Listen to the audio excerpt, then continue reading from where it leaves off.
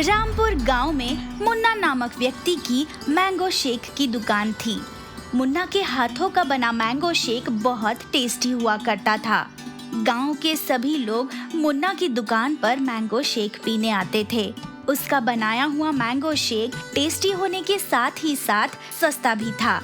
Mango shake पीने आए हुए लोग मुन्ना से कहते, अरे मुन्ना भाई, समझ नहीं आता, इतनी महंगाई के जमाने में भी तुम इतनी सस्ती मैंगो शेक कैसे दे रहे हो? दूध और आम के दाम आसमान छू रहे हैं, पर तुम हो कि आज भी 40 रुपए में ग्लास भर मैंगो शेक दे रहे हो। लोगों की बात सुनकर मुन्ना बड़े प्यार से कहता, भाई साहब, मैंने कभी भी पैसों को महत्व नहीं दिया है। मैं आप लोगों के लिए बाजार से सबसे बढ़िया आम और गाय की दूध लेकर आता हूँ, तभी तो इतनी बढ़िया मैंगो शेक बना पाता हूँ। बस लोगों का प्यार और उनकी दुआएं ही मेरे लिए कमाई है। आप लोगों की खुशी में ही मेरी खुशी है। मुन्ना की ये बात सुन सभी लोग बड़े खुश हो जाते थे और उसकी तारीफ करते थे, मगर दरअसल में सच कुछ और ही था। मुन्ना अपनी तारीफें सुन मन ही मन सोचता, इन बेवकूफों को अभी तक ये पता नहीं है कि मैंगो शेक में इस्तेमाल किए जाने वाला दूध और आम असल में आता कहाँ से है।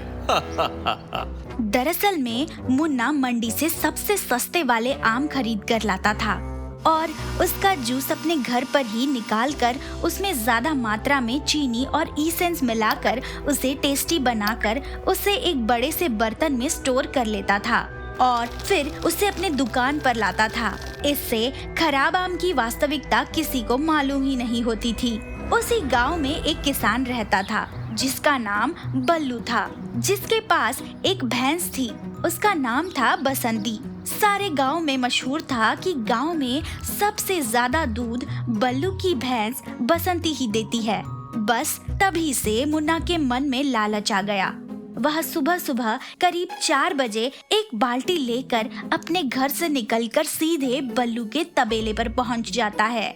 इसके पहले कि बल्लू उठे, मैं उसके भैंस का सारा दूध निकाल लेता हूँ और फिर दुकान पर जाकर बढ़िया से मैंगो शेक बनाऊंगा। दूध निकालते वक्त मुन्ना बड़ा खुश होता था। सारा दूध निकालने के बाद मुन्ना जब अपनी बाल्टी देखता तो कहता, वाह वाह, इस बसंती के चलते तो मेरी लॉटरी लग गई है। बल्लू को कभी समझ में आएगा ही नहीं कि उसकी दुकान का सारा दूध मैं अपनी दुकान में इस्तेमाल कर लेता हूँ। इतना कहकर मुन्ना वहाँ से हंसता हुआ चला जाता है और घर जाकर 1 बाल्टी दूध में 3 बाल्टी पानी मिलाकर 4 बाल्टी दूध बना लेता था। इधर मुन्ना के जाने के बाद सुबह 6 बजे तबेले पर बल्लू आता है। हाँ तो मेरी बसंती रानी, कैसी है? चल अब बढ़िया से 1 बाल्टी दूध दे दे। सुबह सुबह तेरे दूध की चाय पीकर मजा ही आ जाता है। बल्लू बाल्टी नीचे रख दूध निकालने की कोशिश करता है, मगर जब कई कोशिशों के बाद भी बसंती दूध नहीं देती है, तब हार कर बल्लू कहता है, अरे बसंती, तुझे हो क्या गया है? तेरी तबीयत तो ठीक है?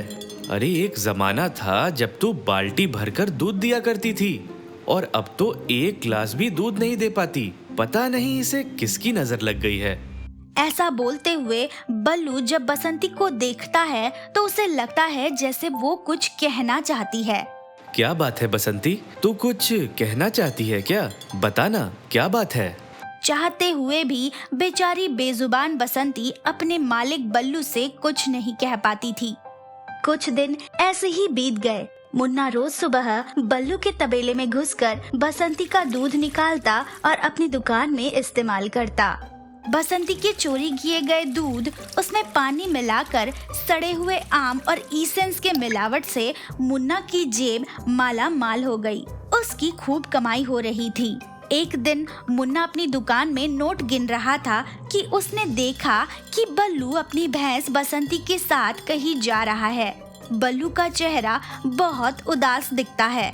मुन्ना ने सोचा क्यों ना बल्लू के मजे लिए जाए। वो बल्लू से बोलता है, अरे भाई बल्लू, क्या बात है?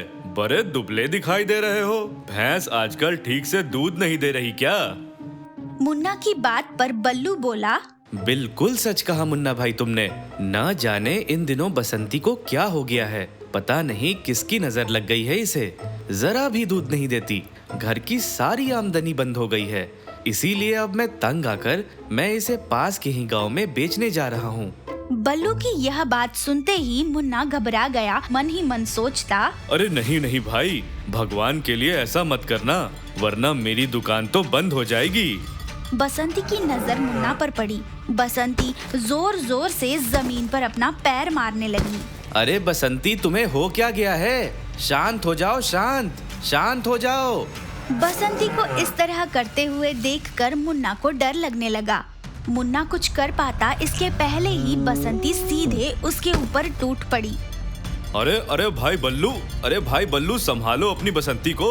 अरे बसंती, अरे क्या कर रही है? छोड़ दे मुझे। अरे मुझे मार ही डालेगी क्या?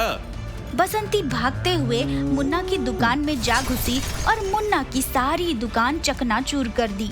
दुकान का सारा रुपया, दूध और आम का जूस चारों तरफ जमीन पर बिखर गया। ये देख बल्लू चिल्लाते हुए बसंती से बोला, अरे बसंती, ये तुम क्या कर रही हो? क्यों तुम मुन्ना भाई के पीछे पड़ गई हो? अरे भला क्यों उन्हें नुकसान पहुंचा रही हो? अरे नुकसान की छोड़ो बल्लू भाई, ये तो मेरे जान के पीछे ही पड़ गई है। अरे बचाओ, अरे मुझे बचाओ। दुकान के सारे सामान का तहस नहस करने के बाद बसंती सीधे मुन्ना के पास आई और उसे एक जोरदार लात मारी। मुन्ना धड़ाम से जमीन पर जा गिरा। फिर बसंती ने उसे अपने सींग से उठाकर जोर से जमीन पर दे पटका और उसके शरीर पर चढ़ गई। बसंती का गुस्सा देखकर मुन्ना समझ गया कि बसंती किस बात से नाराज है। वह उससे माफी मांगते हुए बोला, मुझे माफ कर दे बसंती, मेरी माँ, मैं आज के बाद कभी तेरा दूध नहीं निकालूंगा। मुझसे बहुत बड़ी गलती हो गई, भगवान के लिए मुझे छोड़ दे, मैं अपना कान पकड़ता हूँ। मुन्ना की बात सुनकर बल्लू सारा मांजरा समझ गया। वह दौड़ते हुए बसंती के पास गया और बड़े प्यार से उसके माथे पर हाथ सहलाते हुए उसे शांत कराया और फिर मुन्ना को उठाते हुए बोला, मुझे अब सब समझ में आ गया कि मेरी बसंती इतने टाइम से दूध क्यों नहीं दे रही थी, क्योंकि वो तुम थे जो मेरी बसंती के दूध की चोरी कर रहे थे। तुम तो बहुत ही खराब आदमी हो यार। इतनी देर में गांव के बहुत से लोग वहां इकट्ठे हो गए। बल्लू की बात सुनकर मुन्ना बोला, मुझसे बहुत बड़ी गलती हो गई है। लालच के चक्कर में मैं अंधा हो गया था, मगर तुम्हारी बसंती ने आज मुझे बहुत अच्छा सबक सिखा दिया। अब मैं आज से ऐसा काम कभी नहीं करूँगा। गाँव वालों, आप लोग भी मुझे माफ कर दीजिए। अभी से मैं पूरी ईमानदारी से आप लोगों की सेवा करूँगा। बल्लू ने अपनी बसंती को गले लगाया और बोला, मुझे माफ कर दो बसंती, मैं तुम्हें बेचने जा रहा था। मैं भूल गया था कि तुम्हारा और मेरा रिश्ता दूध की आमदनी से कहीं बढ़कर है। तुम तो मेरे घर के सदस्य की तरह हो।